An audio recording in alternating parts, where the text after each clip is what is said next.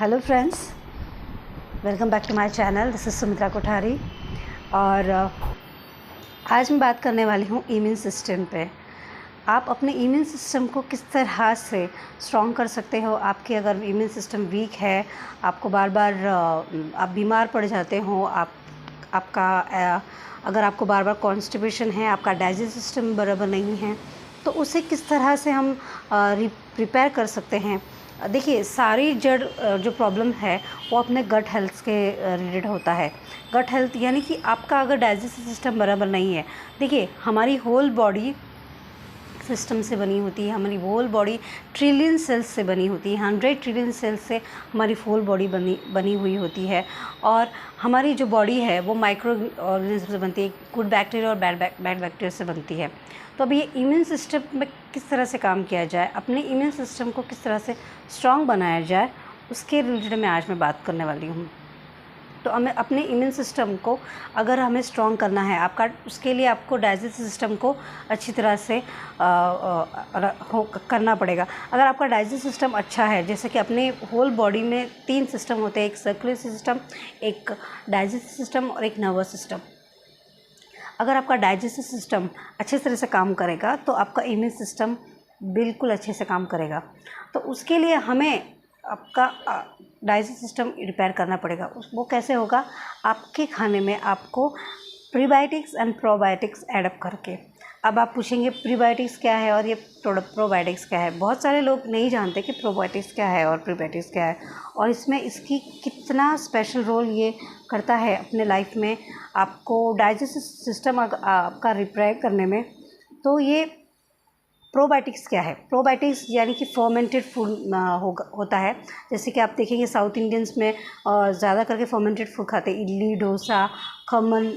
खमन गुजराती लोगों में खमन खाते हैं। तो ये सारी जो फर्मेंटेड चीज़ें, पिकल्स है, सोया मिल्क है, ये सारे फर्मेंटेड फूड है। अगर अपने डाइट में आप फर्मेंटेड फूड को ऐड अप करते हो, आप ज़्यादा सॉल्युबल और इनसॉल्युबल फाइबर को ऐड करते हो, तो इससे आपका इम्यून भी स्ट्रॉन्ग होता है। अब वो कैसे होता है कि अगर आपका, देखिए, सारे बीमारियों का जड़ हमारे गट में होता है। यानी कि आपका जो गट अगर अच्छे से रिपेयर नहीं है, आपका गट अच्छी तरह से काम नहीं कर रहा, आपके डाइजेस्ट सिस्टम अच्छी तरह से काम नहीं कर रहा है, आपके पैंक्रियास में बाइल रिप्रोड्यूस नहीं हो रहा है, आपका जो डाइजेस्ट सिस्टम में HCl रिप्रोड्यूस नहीं हो रहा है, तो क्या प्रॉब्लम है कि इसकी वजह से आपके न्यूट्रिएंट्स ऑब्जॉर्व नहीं हो पा रहे। तो आपको अगर न्यूट्रिएंट्स आप चाहते हैं आपके ऑब्जॉर्व हो, आपके बॉडी में प्रोटीन का न्यूट्रिएंट्स ऑब्जॉर्व हो, जितने भी वाइटमिन मिनरल्स जो आप खाते हैं, वेजीज लीजिए, फ्रूट्स लीजिए, जो भी खाते हैं उसका न्यूट्रिएंट्स आपको बॉडी को लगे, तो उसके लिए क्या खाना चाहिए? तो आपको प्रीबायोटिक और प्रोबायोटिक को ऐड करना है। जैसे कि प्रोबायोटिक मैंने अभी बताया। और प्रीबायोटिक क्या है?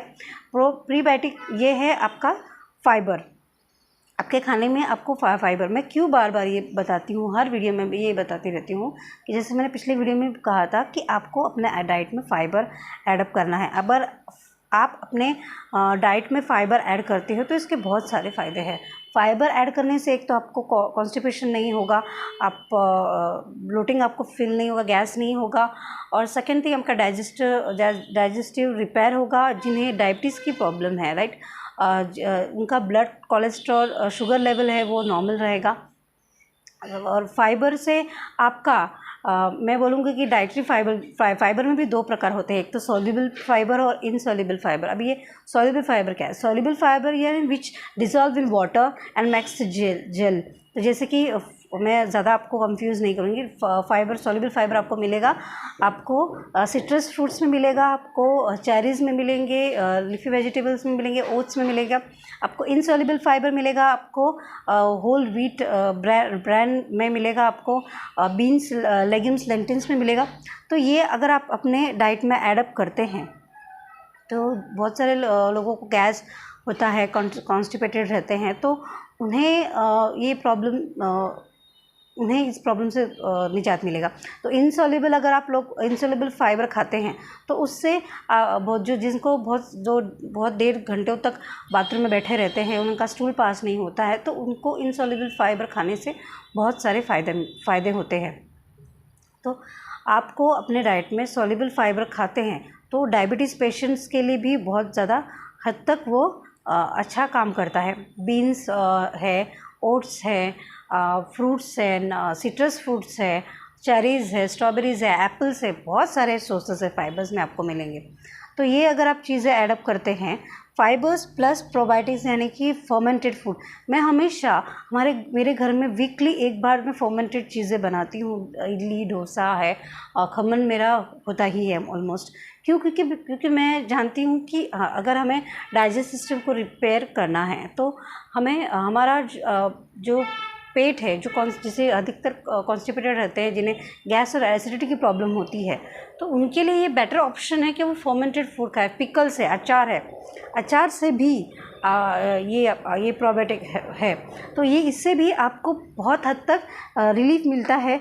आप अगर अपने खाने में ऐडअप करके खाते हैं तो ये प्रोबायोटिक का ये प्रोबायोटिक जो है आपको गुड बैक्टीरिया को बढ़ाता है। और गुड बैक्टीरिया क्या काम करता है? गुड बैक्टीरिया अपने जो बॉडी में है, जो इम्यूनिटी, मैंने जैसे कहा कि इम्यूनिटी क्या है? इम्यूनिटी ये आपके इम्यूनिटी, ये जो एक सेल्स है, नेटवर्क ऑफ सेल्स, यानी कि बहुत सारे अपने बॉडी में आप देखेंगे, बहुत सारे अपनी बॉडी जो है माइक्रो ऑर्गेनिज्म से भरा पड़ा है। तो हर एक यानी कि 10 bacteria is equal to 1 cell, यानी कि 10 बैक्टीरिया जो होते हैं वो आपका एक सेल बनता है। और वही सेल हम जिसे कहते हैं इम्यून सेल्स जो होते हैं, इम्यून जो होता है अपने बॉडी में जो इन्फेक्शन है, वायरस है, उससे बचाने का काम करता है, उससे लड़ने का काम करता है। तो उस सेल्स को बढ़ाने के लिए, उस टी सेल्स, उसमें एक और होता है टी सेल्स, उसको बढ़ाने का, जो अपने बॉडी से जितने भी जो वायरसेस है, फंगस है, जो जब वो अपने बॉडी में जाता है तो उससे लड़ने का काम करता है ये इम्यून सेल्स। तो ये इम्यून सेल्स को ज़्यादा स्ट्रॉन्ग कौन बनाता है? जो वो है प्रीबायोटिक एंड प्रोबायोटिक।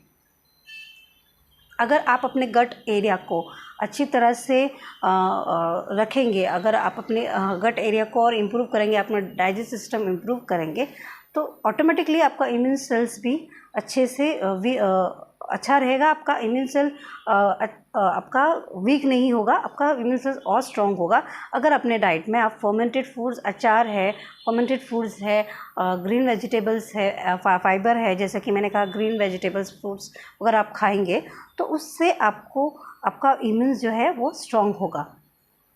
प्लस आपको एक्सरसाइज करना है, प्लस आपको इम्यून सेल्स को बढ़ाने के लिए मोर इफ़ेक्टिव होता है आपका 7 to 8 आवर्स का स्लीप्स। अभी स्लीप, आपका नींद होना बहुत ज़रूरी है, आपको रेस्ट लेना बहुत ज़रूरी है। अगर आप रेस्ट नहीं लेते हो तो भी इम्यून सेल्स ज़्यादा डिस्टर्ब हो जाता है। अपने जो बॉडी में इम्यून सेल्स है वो अच्छे से काम नहीं कर पाता है। रात के समय जब हम सोते हैं, अच्छी नींद लेते हैं, तो अपने जो इम्यून जो है उसमें से एक केमिकल रिलीज़ होता है जिसे हम कहते हैं साइटोकिन्स, वो अच्छी तरह से काम करता है। आप देखेंगे कि जब अपने बॉडी में जितने भी बैड बैक्टीरियाज़ है, जितने भी फंगी है, वायरसेस है, उसको निकालने का काम करता है।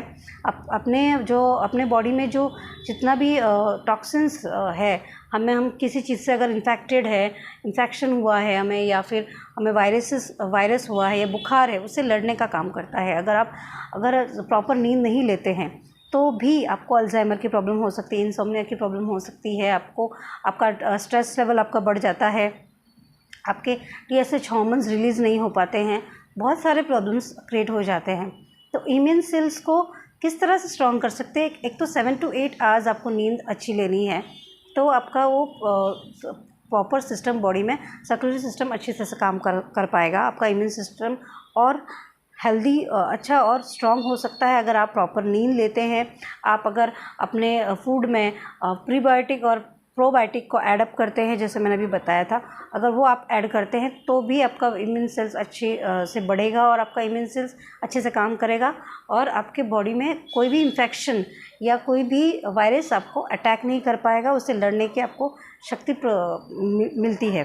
तो अगर आप इन सब बातों का अगर आप ध्यान रखेंगे तो definitely you will get the best results all amount. अगर आपको मेरी ये जो जानकारी अच्छी लगी हो तो please do like and subscribe and please press the bell icon. Thank you.